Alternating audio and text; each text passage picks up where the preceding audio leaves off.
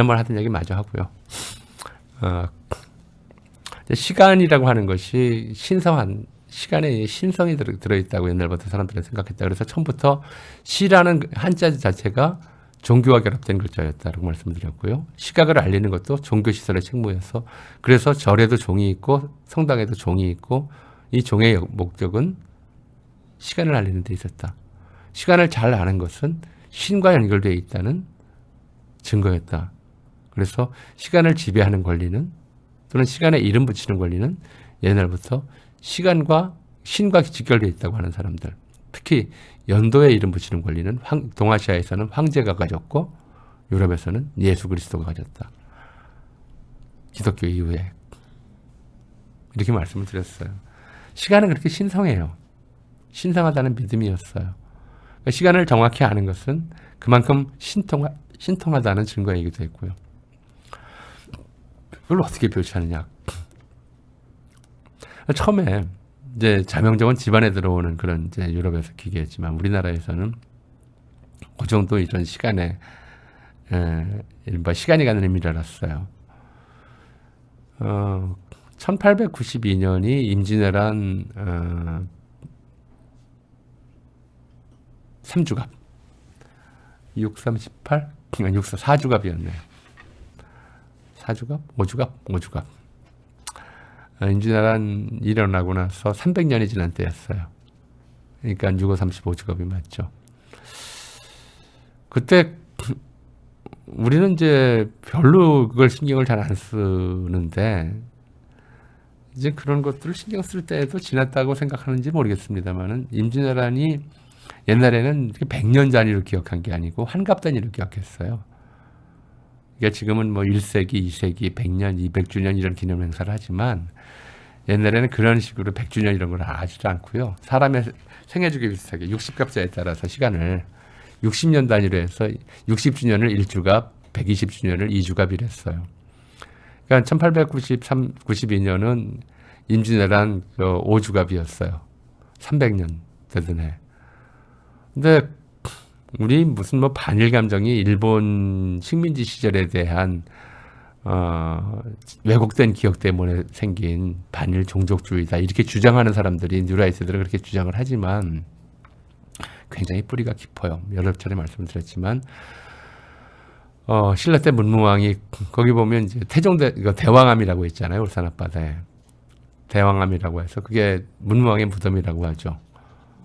왕의 무덤이에요. 왕이 왜 그런 바다 한가운데 자기 무덤을 쓰게 했느냐. 거기서 죽은 뒤에도 왜구가 쳐들어오는 걸 막겠다는 거잖아요. 신라 시대에도 그 왜구에 대한 경계심이 대단했고요. 고려 시대에도 마찬가지고 조선 시대도 마찬가지였어요.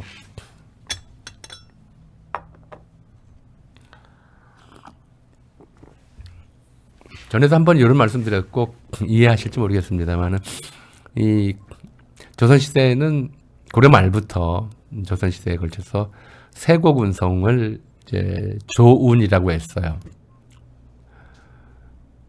이 세곡운송이 힘들다는 얘기는 제가 말씀드렸었죠.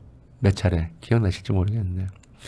한 군에서, 예를 들어서 군에서 농사를 져서 추수를 하면 한 군당 예를 들어 한 200가마니 정도가 조세곡으로 서울로 올라가야 된다.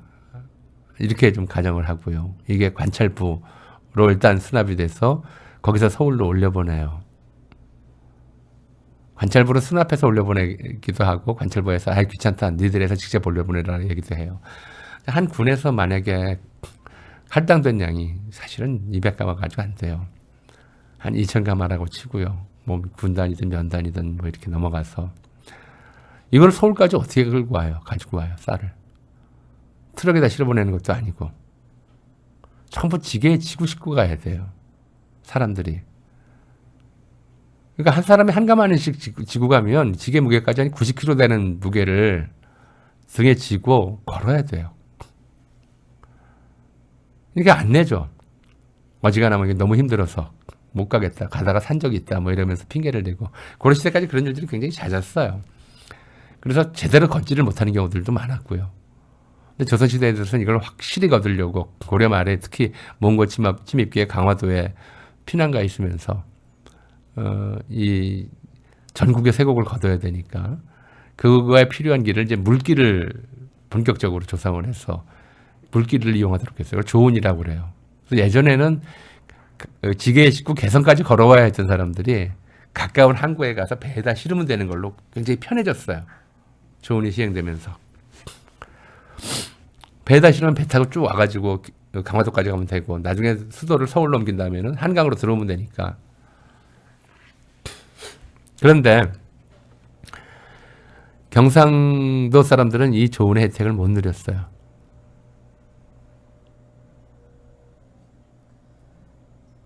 가까운데 항구가 있어도 그걸로 가지를 못하고 그걸 다 지게에 지고 충주까지 걸어와야 했어요. 그런 문경세제는 웬고개가 하면서 눈물을 흘리는 그런 아리랑 가사도 있어요. 그럼 그 사람들이 걸으면서 무슨 생각을 했을 거예요. 이 가까운데 우리 포구가 있는데 저 포항에다가만 갖다 놔도 될 텐데 아니면 저 통영에만 갖다 놔도 될 텐데 이렇게 생각하는 사람들이 거기까지 걸으면서 무슨 생각을 했을까요? 왜 거기서는 그걸 못하게 했냐면 백기를 이용을 못하게 했어요. 경상도, 동남해안에서는. 쌀을 실은 배가 가는데 외구가 빼앗을 수 있기 때문에 외구한테 빼앗길까봐 거기서는 아예 바닷길을 이용을 못하게 했어요. 그만큼 외구에 대한 좀 적대감이 컸고 이게 임진왜란때 더 한 번 겪은 거죠.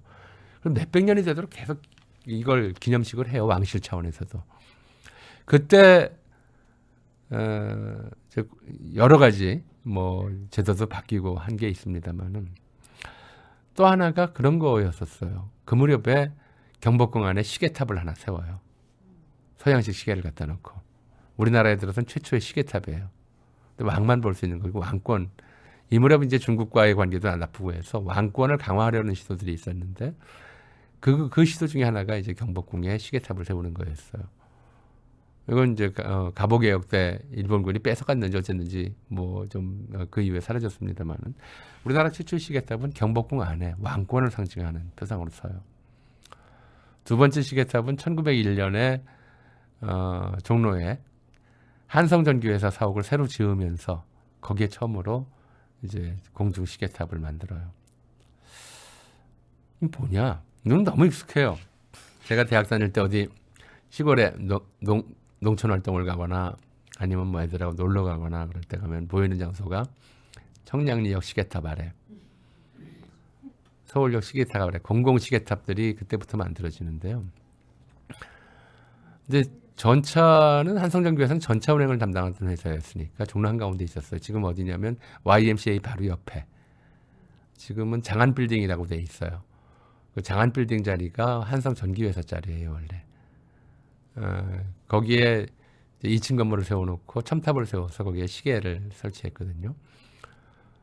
이건 이제 이른바 전차 운행의 기준이 되는 시각을 알리는 그런 기계이면서 동시에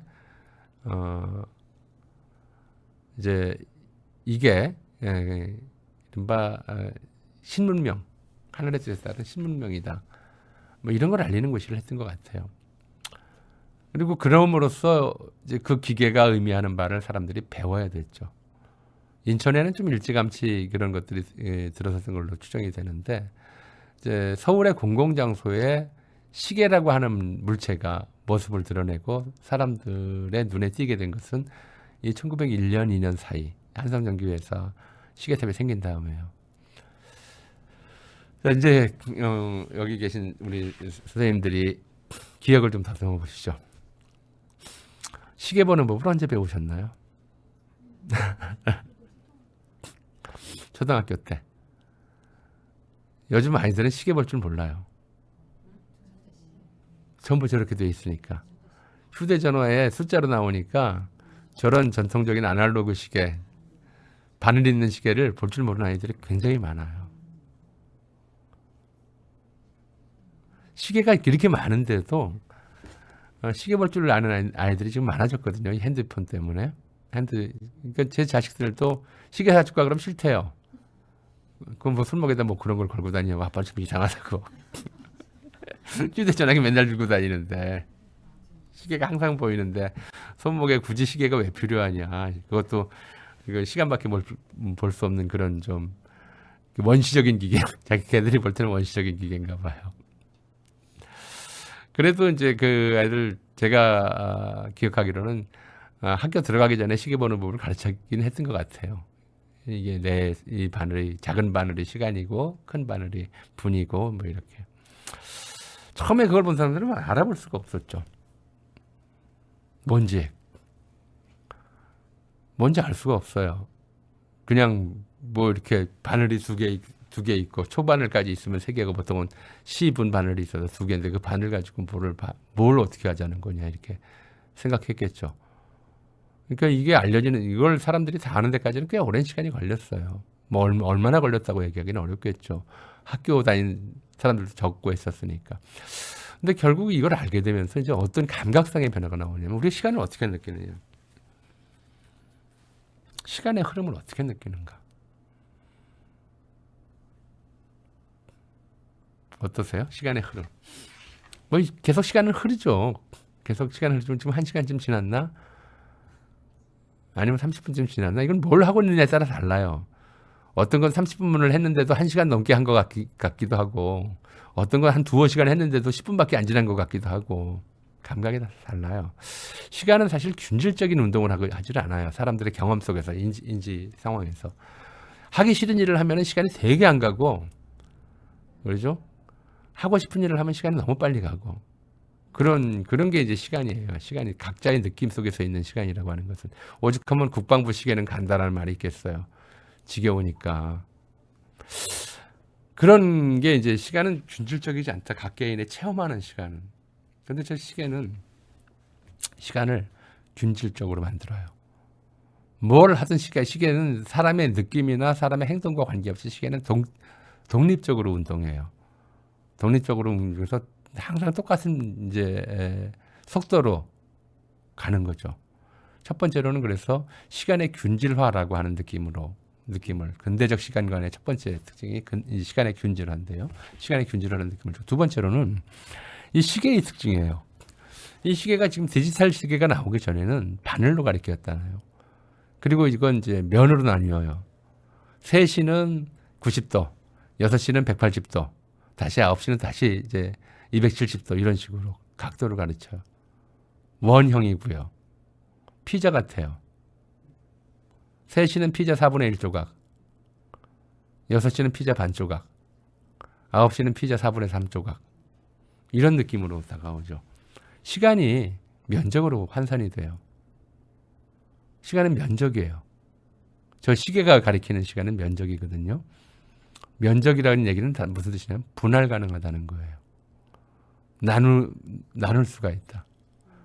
분할 가능하다고 하는 느낌을 줘요. 시간이라고 하는 게 어떻게 분할이 가느냐. 끊어지질 않잖아. 시간이 계속 이어지는 거죠. 어디서 끊어져요. 우리가 분, 초, 시 이런 식의 개념을 주었을 뿐이지 시간이 멈췄다 갔다 하질 않는데 저 시계는 시간에 대해서 분할할 수 있고 면적 단위로 계산할 수 있는 어떤 것이라고 하는 그런 느낌을 사람들한테 심어줍니다. 그래서 분할할 수 있다는 얘기는 다시 말하면 뭐냐면 사고 팔 수 있다는 얘기가 돼요. 면적처럼. 시계가 나오기 전에는 그런 말 없었어요. 시간은 돈이다라는 말이 없었어요. 시계가 나온 다음에 시간은 사고 파는 것 단위가 돼요. 그래서 노동력이라고 하는 것도 한번 고용되면 고용이라고 하는 개념 자체가 없었죠. 누구의 종이 되면 그냥 평생 가는 거고 쫓겨나기 전까지는 이런 거였단 말이에요. 근데 이제 주 몇 시간 아니면 시간당 얼마 이런 식으로 자기 노동력을 계산하는 게 너무나 당연한 시대로 만들어준 것이 저 시간에 대한 이제 시계가 만들어낸 인간 감각의 변화예요. 시간을 면적 단위로 계산하고 나눌 수 있는 분할 가능한 만큼 몇 개 조각으로 나눠서 팔고 사고 할 수 있는 그런 것들처럼. 그리고 그런 경험을 익숙하게 만드는 게 그런 경험에 익숙해지도록 만드는 게 근대 교육에서 굉장히 중요한 구실을 했어요. 제가 초등학교 1학년 들어가서 가나다라 배우고 그 다음에 얼마 안 돼서 배우기 시킨 게 그거였어요. 1학년 때는 아니었던 것 같은데 한 2학년 여름방학 때 앞두고부터 생활계획표 짝이라고 하는 게 있었어요. 꼭 피자 그려요. 동그라미 그려놓고 여러 조각으로 나누고 꿈나라, 아침에 일어나기, 이 닦기, 세수하기, 뭐 공부하기, 놀기, 뭐 이렇게 시간을 자기 시간을 분할하는 훈련을 해요. 내 시간을. 그리고 이제 그러고 나서 해괴한 일이 벌어지죠. 뭐가 해괴하냐면 아니 사람이 원래 사람은 그런 거잖아요. 놀고 싶을 때 놀고 일하고 싶을 때 일하고 책이 읽힐 때 읽는 거지. 그렇잖아요. 책이 읽기 싫은데 읽으라고 그런다고 이 책 붙잡고 딴 생각하고 있는데 읽혀지냐고요. 근데 그걸 만들어 놓으면 자기가 그게 포로가 돼요. 하기 싫은데 생활기 물론 안 지켜요. 대부분은. 물론 그냥 막 그려놓고 하지만 그래도 지키려고 노력을 하다 보면 자기 생활이 거기에 속박돼요. 내가 그려놨으니까 이 시간에 일어나야지. 이 시간에 밥 먹어야지. 이 시간에 공부해야지. 이 시간에 놀아야지. 그리고 그 자기가 그려놨던 누가 그려줬든 간에 그 생활 계획표를 잘 지키는 사람이 모범적인 인간이 돼요. 일을 얼마나 잘하느냐, 책을 얼마나 많이 읽었느냐가 중요한 게 아니고 사실은 평가받을 때는 뭐 그렇게 나올지 모르겠지만 기업에서든 학교에서든 그 계획표에 따로 몸을 잘 움직이는 사람들, 거기에 잘 적응하는 사람들, 그런 사람들, 지각생, 결석생, 아니면 뭐 상습적으로 수업 시간에 딴짓 하는 애들, 이런 애들은 이제 계속 어려서부터 문제 학생이 되는 거죠. 제 시간에 와서 제 시간에 앉아 있고 수업 시간에 그 과목 열심히 공부하는 아이들이 시간표대로 잘 활동하면서 생활하는 아이들이 모든 것이 이제 시간표가 지배하는 그런 좀 환경이 만들어져요. 뭐 같이 변한 거지만 시계 탓은 아니지만 이 시계는 이런 감각들을 키우는데 굉장히 중요한 역할들을 해왔죠. 이런 감각들을 키우는데. 그러면서 이제 뭐가 되냐면 사람이 시간은 돈이다가 첫 번째 명제였다면 두 번째 현대사회에서의 시간과 관련된 명제는 사람은 시간의 노예다. 사실 시간의 노예예요. 누가 깨워요? 아침에. 그렇죠. 옛날에는 이제 그랬어요. 여기 시조도 있어요. 동창이 밝았느냐 노고질이 오지신다. 소치는 아이는 상기안이 이러느냐. 저 해가 떴는데 밝은데 아직도 자냐 이러는 거죠. 요즘은 그게 그렇게 안 돼요. 거부할 수 없는 명령이 시계의 명령이에요.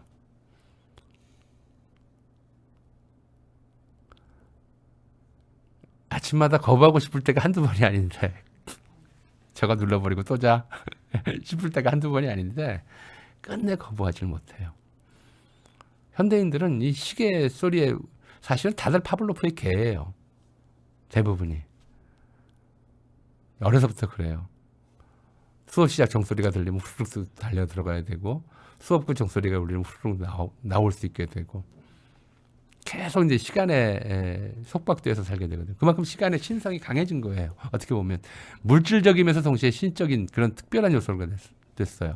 사고 팔 수 있으니까 물질적이고 그러면서 이것의 명령을 거부할 수 없으니까 신적인 신성한 그런 의미를 함께 갖게 됐거든요. 이걸 굉장히 독특해요. 그래서 이런 좀 요소들을 시간이 갖게 되니까 첫 번째로는 저는 좀 그렇게 생각해요. 신성과 물질성이 섞여버려요.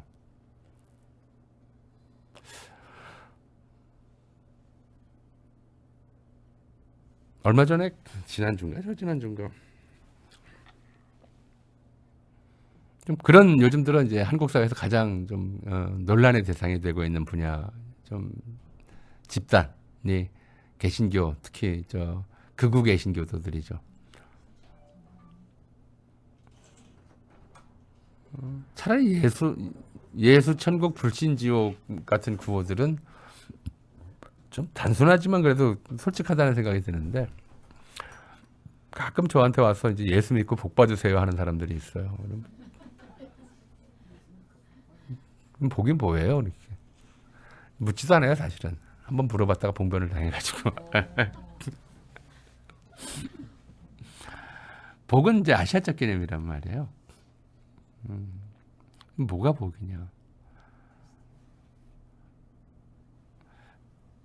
교회가 특히 한국 종교가 굉장히 물질주의적이 돼버렸어요. 목사들은 돈 내라고 그러고, 세상에 돈 내라고 그러는 교회가 어디서, 헌금 많이 하라고 그러고, 그렇죠? 헌금 많이 하면 자랑하고, 그리고 또 잘 되면 내가 헌금 많이 한 덕이라고 생각하고, 잘 되는 게 뭐야? 그럼 돈 많이 버는 거죠. 이 사람들한테, 그러니까 일부예요. 본인들이 일부라고 그러니까. 이 사람들한테 신이 돈인가 아니면 하느님인가? 예수를 믿는 이유가 예수의 가르침에 따르기 위해서인가 아니면 돈 벌기 위해서인가? 헷갈릴 때가 있어요. 신성과 물질성에 섞여버리면 물질 자체가 신이 돼버려요. 그렇게 돼버리는 현상들이 나타나는 것도 저는 시간 자체의 신성과 물질성이 아울러 갖게 되고 있는 현상하고 같이 진행되고 있는 거라고 생각을 하거든요. 어쨌든 그래요.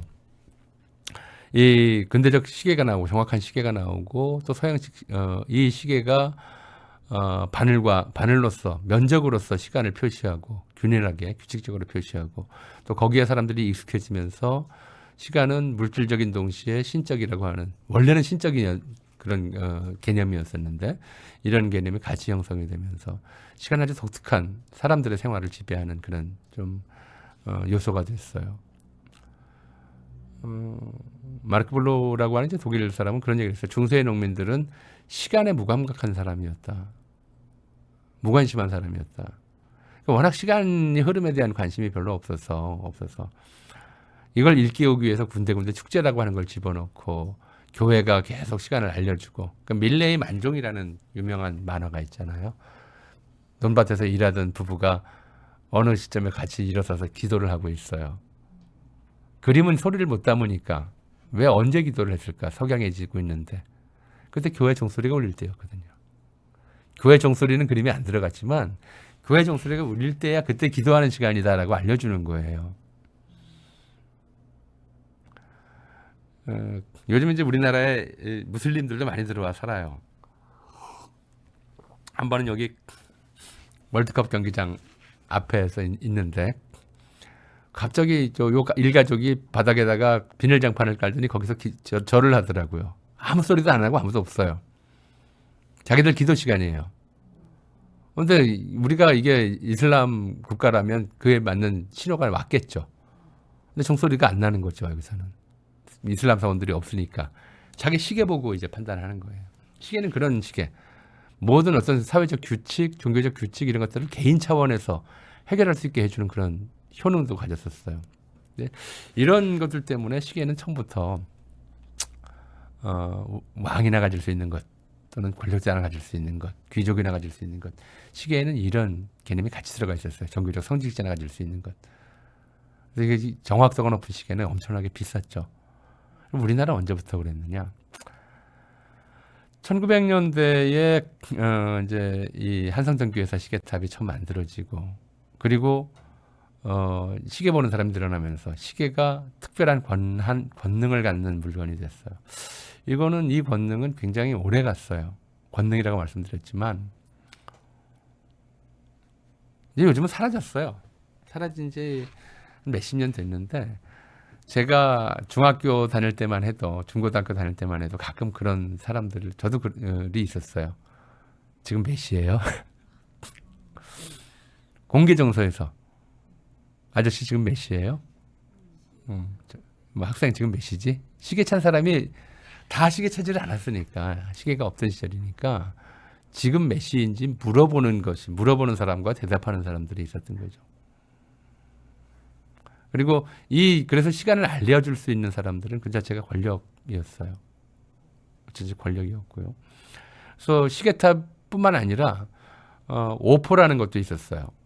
그 전에는 이제 밤이 되면은 종로 보신각 각 지역에서 밤에 치는 것을 인경이라고 그래요. 한자는 인경이라고 우리말로 인경이라고 읽는데 한자는 인정이라고 써요. 사람의 행동을 멈춰라. 나와 돌아다니지 마라. 그리고 아침에는 북을 쳤는데 이걸 파루라고 쓰고 바라라고 읽었어요. 바라. 그러니까 인경과 바라를 하루의 시작과 끝을 알리는. 근데 그때는 그런 개념이었어요. 시작과 끝이 달랐어요. 시작점과 끝점이. 근데 이 서양식 시계와 시간이 들어오면서 이제 오히려 하루의 일상을 구분하는 정오가 중요해져서 가보개혁 이후로는 오포라고 해서 정오에 치는 대포로 바뀌었어요.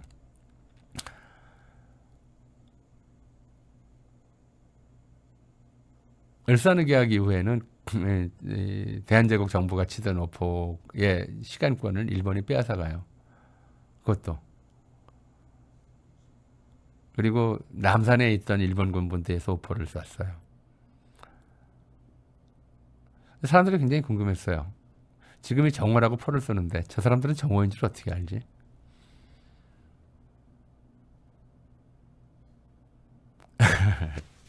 우리 이 시간들이 지금은 이제 전부 위성시계가 휴대전화에 실시간으로 들어오니까 이런 궁금증이 없어요. 근데 80년대 이른바 땡전 뉴스 할 때 땡전 뉴스 앞에 꼭 이렇게 들어가요. 9시 뉴스 시작할 때. 뉴스 시작하면은 전두환 대통령은 오늘 이게 바로 나오지만 전두환 대통령 오늘 이전에 나온 멘트는 뭐였죠? 기억하시나요? 빠르고 정확한 시계. 오리엔트 시계가 9시를 알려드립니다. 뚜뚜뚜 땡 하면 전두환 대통령은 오늘 이렇게 시작을 했었어요. 자, 그 시계는 또 그 시각을 어떻게 알았을까?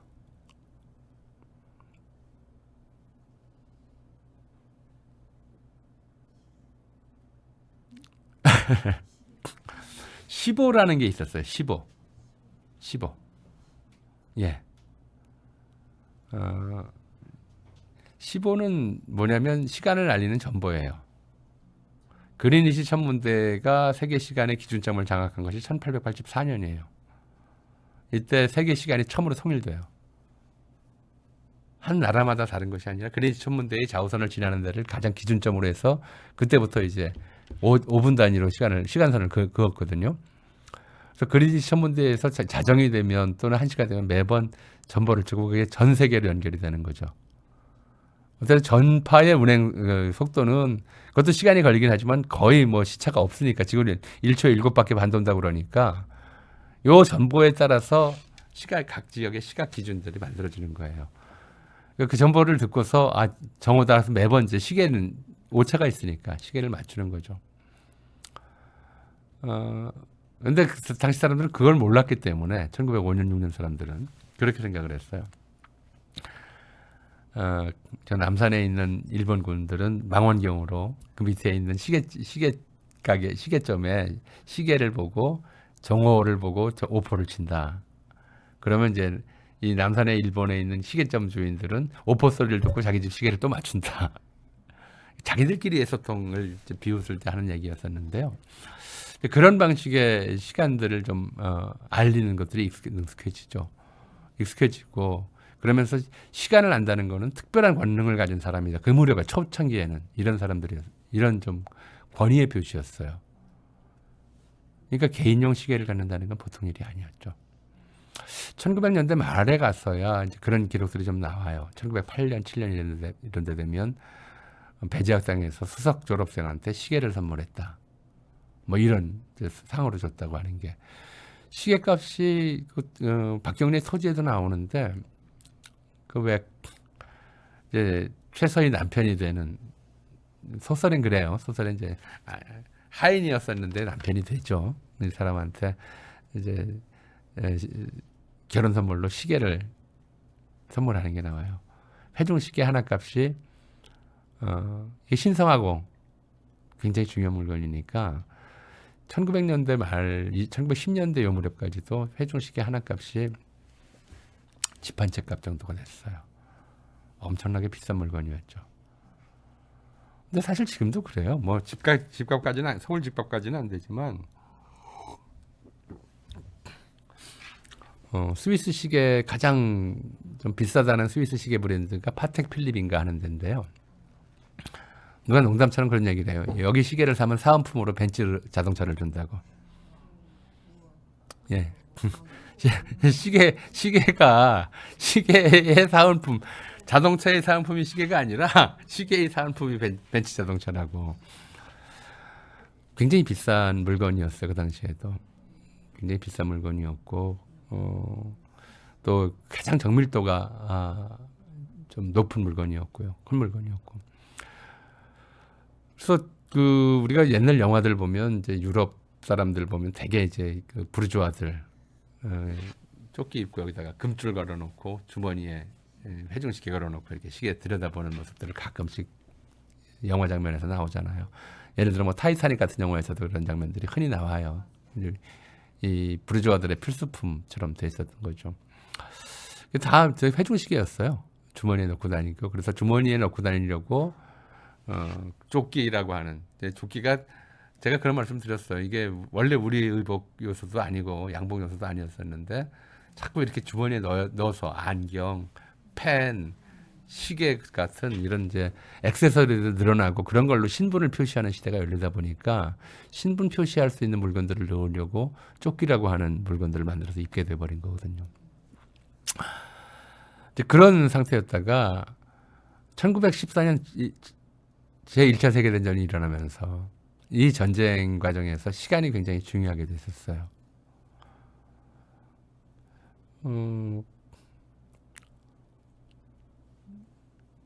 전쟁의 개념을 바꾸는 이제 물건이 뭐냐. 전쟁이라고 하는 건 옛날엔 그랬어요. 전쟁 드라마, 전쟁 역사 영화 이런 걸 많이 봐도 전쟁은 기본적으로는 성을 함락하기 위한 싸움이었어요.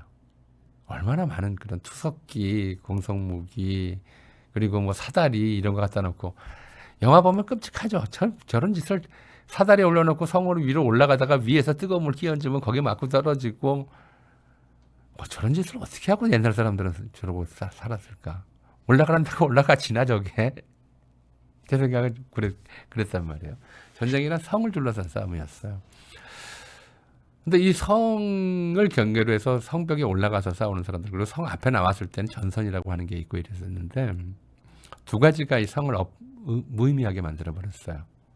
하나는 곡사포. 원래 이 투석기가 곡사이긴 한데 대포 자체가 포탄이 이렇게 날아가서 성 안으로 떨어지는 대포가 개발됨으로써 여기 1차 대전 때부터 본격적으로 사용되거든요. 그러면서 성벽이 의미가 없어졌어요. 두 번째는 비행기. 날라와서 위에서 폭탄을 떨어뜨리는데 성이 무슨 의미가 있어요. 그 전까지는 수천 년간 인간은 성 쌓았는데 사실은 인간을 제일 많이 괴롭히는 게 성이었어요. 농사 짓고 나면 성 쌓아야 됐어요.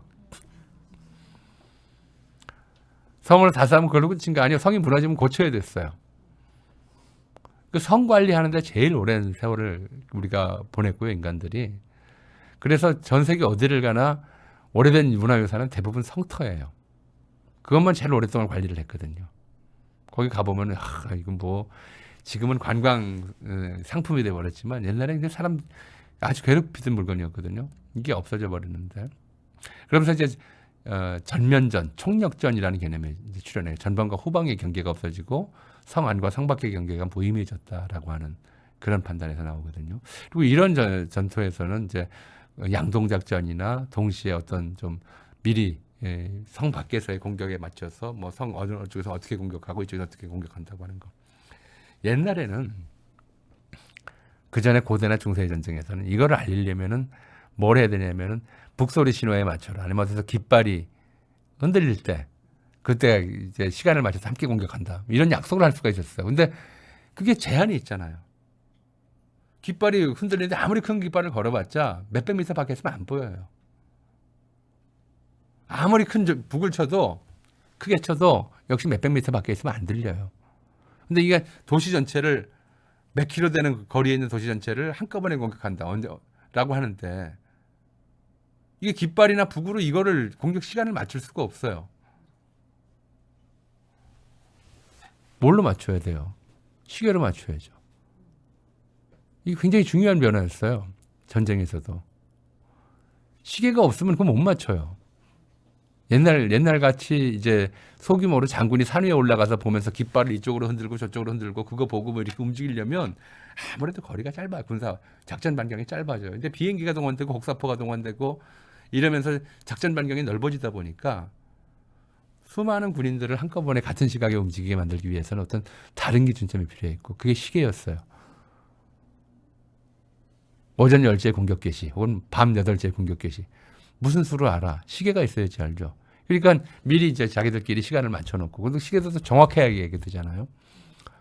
맞춰놓고 내야 되는데 이걸 군인들이 주머니에 넣었다 뺐다 하는 게 번거롭고 하니까 또 자꾸 이렇게 기어다니고 뭐 이런 와중에서 망가지기도 하고 그러니까 손목에 차는 손목시계는 이때 만들어져요.